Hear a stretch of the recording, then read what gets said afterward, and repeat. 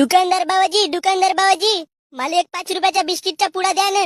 एवढा मोठा पोरगा ना 5 रुपयाचा बिस्किटचा पुडा खातेस का बे? मग का लवडा खाऊजी? अबे माणसाला सोबते असा काहीतरी खा. मग एक काम करा बाबाजी, एक चॉकलेट फ्लेवरचा कामडन द्या. काऊन लावला गण्या, आले काय तुझे? काही मागतेस, मी तशा वस्तू नाही ठेवत माझ्या दुकानात. मग काय चोटल्याला माल तसा म्हणत्या? चांगला मी बिस्किटचा पुडा घेत होतो, आज 5चा घेतलो असतो, उद्या 10चा घेतलो असतो. असा करता करता तुम्ही करोडपती झाल्या असत्या. पण नाही, तुमच्या गुबीत मोठे किडे. काऊन गण्या, मोठ्या माणसासोबत असा बोलतेत का? मग लहान माणसासोबत असा बोलतेत का? मग कसा बोलतेत गण्या? असा चांगल्यानं बोलवत जा. गणू, काय घेतात रे?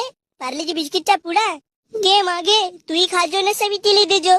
ते नाही, लवडा घेतेस का, लसण घेतेस का, त्याच्यात अद्रक टाकतेस का? अबे मी काही करू, तू आपला काम करत जा ना बिबुडग्या.